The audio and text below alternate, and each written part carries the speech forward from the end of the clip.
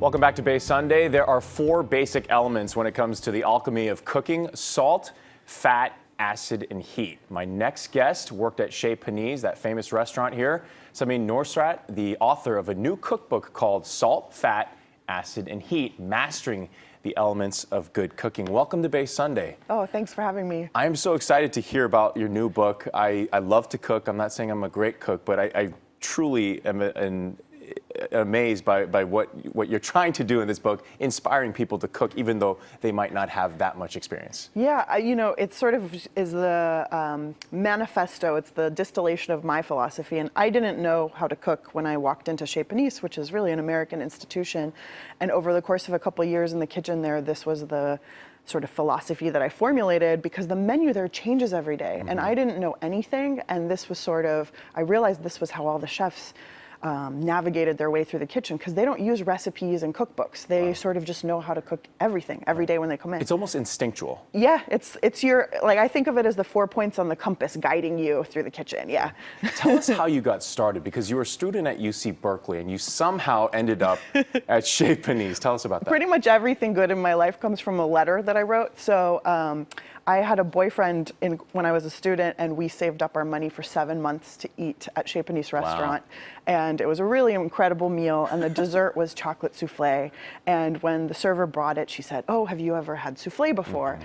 And I said, "No, please show me how to eat it." And she said, "Well, you poke a hole and you pour this sauce in, and that way every bite has sauce." So I took a bite, and she said, "How is it?" Right. And I said, "Wow, it's amazing, but it would be so good with a glass of cold milk." You know, like yeah. brown, chocolate warm thing, cold milk, right? Well together, yeah. But I didn't know at the time that it's kind of considered like unsophisticated to drink milk in a fancy restaurant. So she kind of laughed, and she brought me wine, dessert wine as a gift, and then also this milk. And it was this very sweet thing. And I was so inspired by this experience that I wrote a letter to Alice Waters and to the restaurant asking for a job as a busser.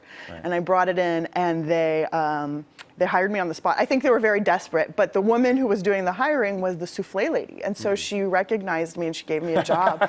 And I sort of from day one just was so enchanted by the cooking and the cooks and the food, and all of my senses were so inspired that I begged them to teach me how to cook. And how did it go from there to writing this book? And I know along the way you've also written for the New York Times as well. Yeah, it's been a long road. You know, I came to college as an English major. I've always wanted to write, so it was an interest that I never let go of, even as I started cooking. And when I realized that this was this kind of tool to navigate through the kitchen, and that it didn't match up to anything that I was reading in any cookbooks, I really thought at that time that I would start writing a book. And I got out a legal pad and I started writing. This was 2001. Right. So I still had a lot to learn about cooking and writing. And then about 10 years ago, I took a class at the UC Berkeley School of Journalism with Michael Pollan, who's a great journalist who writes about food and food issues. And he hired me to teach him how to cook, because he was going to write a book about cooking.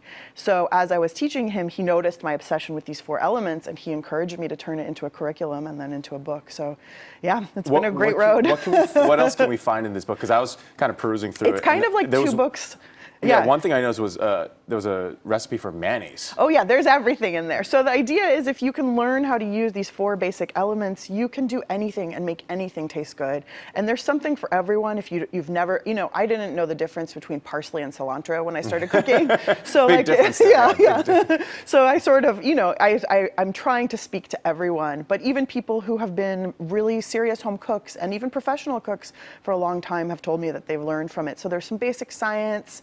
There's sort of a guide for how to taste and to look, what to know when you're tasting, to let taste really guide you in the kitchen rather than recipes.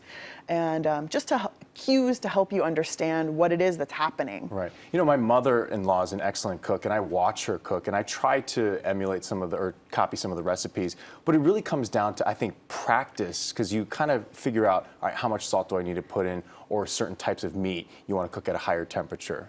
Yeah, absolutely. Practice is everything. People even respond to me, you know, on Twitter, email me, and they're like, "You're lying. I can't just use these 4 things." And, you know, the 4 things plus practice. Right. But tasting and being aware, and also I think taking joy out of what you're doing is really important too. Right.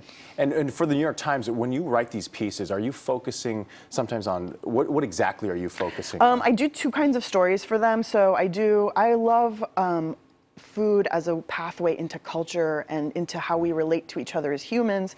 So I wrote a recent story about Persian New Year. My family's from Iran, and I wrote a story about our foods and how sort of they haven't really penetrated the American consciousness. But I also do guides teaching people very basic things, how to make soup, how to make pasta, and it's really a great pleasure for me. We really thank you for joining us here on Bay Sunday, and congratulations on your new book. Thank you. Again, the book is called Salt, Fat, Acid, and Heat, Mastering the Elements of Good Cooking by Samin Nosrat. When Bay Sunday returns, a group that's rebuilding together San Francisco. We'll be right back.